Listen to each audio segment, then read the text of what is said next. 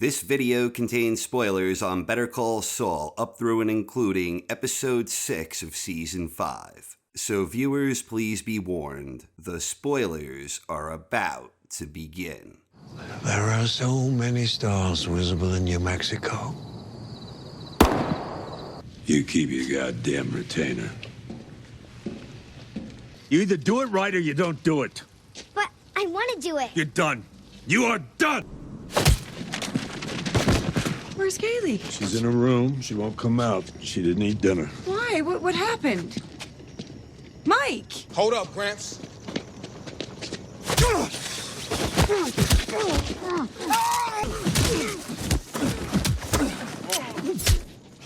You got in with both eyes open. My father didn't. We take care of Lalo. So it appears as if Nacho's predicament has suddenly improved considerably. He is still trapped between the threats that exist from both Gus and Lalo, but now that Mike is involved, his situation is looking up. Between Mike's recent guilt bender over Ziegler, and the fact that Mike almost certainly knows Nacho is being honest about the threat Gus poses to his old man, Mike still isn't fully aligned with Gus. We are still missing a key piece of the puzzle, because right now Mike is still disgusted with Gus, and it's basically a loose alliance of convenience. Lalo seems to inevitably be the unifying force that will ultimately lead Mike to become the loyal servant of Gus we later see in Breaking Bad. Mike's three-part attack plan on Lalo goes off seamlessly. Mike easily cons Lily the librarian in a highlight reel hustle that would make Goodman himself proud. Mike then started picking on the poor mail guy at the station and ruined his coffee by making him deliver the information to Detective Roberts. And finally, Mike used his portable radio, and Johnny Law soon had eyes on an unsuspecting Lalo. But surely Lalo will not go down this easily. Lalo better call Saul. And I still maintain that Lalo has a big win coming up soon, and that this Lalo victory will ultimately be what unites Gus and Mike in a way where we know that their bond will soon become true, if not pure. Speaking of pure... Either we end this now and enjoy the time we had and go our separate ways, or What? maybe we get married. Holy shit, it's young Kim with a cello. In that brief scene, we learn that Kim's mother was likely a negligent alcoholic. And we also learn that, not surprisingly, young Kim was wise beyond her years by refusing to enter the car with her inebriated mom. Meanwhile, Kim later ignores years of wisdom when she has a similar moment of clarity. Young Kim recognized her mother had an addiction that controlled who she was. And now older prequel Kim is recognizing that Jimmy also has an addiction well beyond his control. It's the same exact type of situation, and in both instances, Kim's instinct was to go her own way. But in the midst of this self-defining moment, Kim ignores her wisdom, betrays her better instincts, and becomes a victim to her own love for Goodman. It's as if Kim and Goodman both simultaneously act as the other's kryptonite. Goodman is in his glory throughout this entire episode. This is the real Goodman on full display.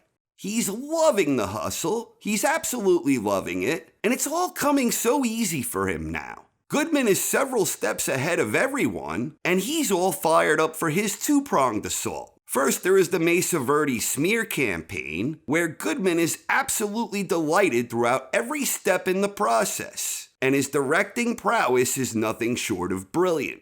A hero, will no one save you? But don't hit it too hard, just throw it away. But with feeling. The smear campaign fun gets interrupted when Kim yet again exhibits her wishy-washy behavior, once again showcasing the fact that Kim is deeply conflicted over her invisible line of moral conduct. The other part of Saul's attack plan involved copyright infringement over the Mesa Verde logo. This was a stroke of genius that, once revealed, throws both Kevin and Kim into an all-out panic. This is all fantasy. Doesn't matter. This trash airs. Our reputation is in the toilet. It'll never ever get that far. And even during his free time, Goodman's scheming mind is molding into an art form of its own as he continues having his fun with his big FU to Howard. And Howard is totally clueless that he's being targeted. Goodman really wants to stick it to Howard. Saul looked delighted when he was searching for objects to throw into Howard's yard before finally settling on the decrepit-looking old bowling balls. And he looks just as thrilled now as his friendly ladies of the night clients make Howard look like a creep during his big lunch with Cliff. So Goodman knows Kim doesn't really want to call it off, and Goodman seems determined not to have Kim waste her own money because of her guilty conscience.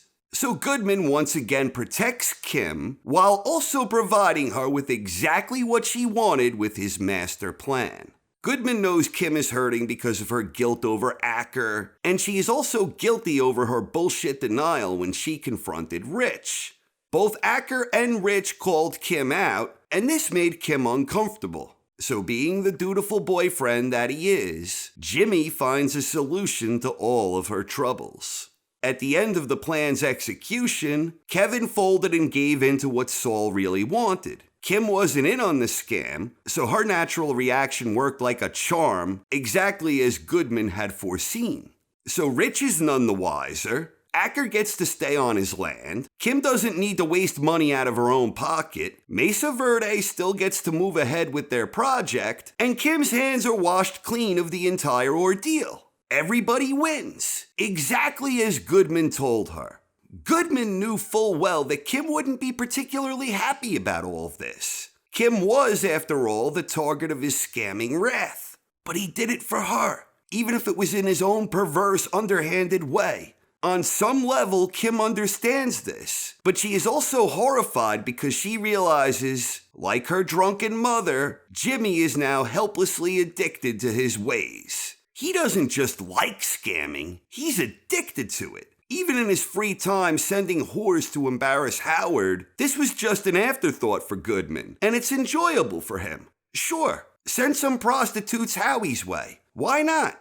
But even though Kim recognizes the addiction that now fully controls Goodman, she does love him, and she was the one who asked Goodman for his help in the first place. Kim asked for his help knowing full well who he is and what he is, and she encouraged his addiction when it served her needs. Kim is no idiot. She knows that once she put the wheels in motion, that Goodman wouldn't quit until he helped her get exactly what she wanted. And that's exactly what Jimmy did. Her instinct is telling her to get away from Jimmy, but at the same time, she knows what's up, and she knows that she is the one who put this ball into motion. In conclusion, the fate of Kim easily remains the most compelling story point for me. A lot of people thought I was being harsh on Kim last week, but it wasn't my intention to bash Kim. Her character alone is what is making this season so damn spectacular in my humble opinion. I mean, we already know that Goodman is a scumbag, but he's our scumbag, and that's why we love him. Kim, I maintain, is toxic for Goodman. I still stand by everything I said last week regarding Kim. She is the only thing keeping Jimmy from going all in on Goodman, and in that sense, Kim represents the final obstacle before he becomes the Goodman we know from Breaking Bad. But things are evolving, because now Kim recognizes Goodman is an addict, and now Jimmy is still embracing his inner Goodman, even when he knows Kim might be angry about this. Which brings me back to when Jimmy showed her the house. This builds on the idea that I thought Goodman was preparing to force her hand, and what better way to do this than the way he just did in his master plan to smear Mesa Verde. Regardless, the Kim-Jimmy dynamic rocks because it's really almost impossible to truly tell which one is playing the other. So Kim's fate is still the most intriguing mystery, and a close second for me would be what I assume will be Lalo's last stand. And what I suspect is going to happen there is Goodman will represent Lalo, and Mike will talk him into throwing the case, putting Goodman back in Mike's good graces, and explaining the situation in Breaking Bad, where Saul thinks that Walt and Jesse are being sent by Lalo. Whatever happens, I'm looking forward to the rest of the season. Thanks for watching, everyone. I hope you enjoyed, and have a wonderful night. Makes you feel like one of the best rich people. I think we need to reconsider the other contender, lot 2375. 2375, the vacant lot with the flooding problem.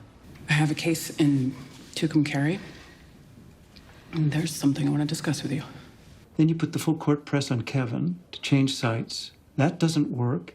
And abracadabra, your boyfriend's opposing counsel. There's always another play. Okay. Okay. And I'm sorry to say, I'm just not buying it. You're saying you broke into his house? We grab him, put him in a bag, and we take him out to the desert. You are accusing me of something. Go ahead and say it. Are you talking about malfeasance? Working against my client's interest? What? Let's be real. Putting me on this, that was bad. I just need to end this now and move on. But why? No, hey, we have him. You played me. You made me the sucker. Again. Again? What? Let's do it again. Maybe we get married. There's holmium and helium and hafnium and erbium and phosphorus and francium and fluorine and terbium and manganese and mercury and molybdenum, magnesium, dysprosium. You're done. You are done!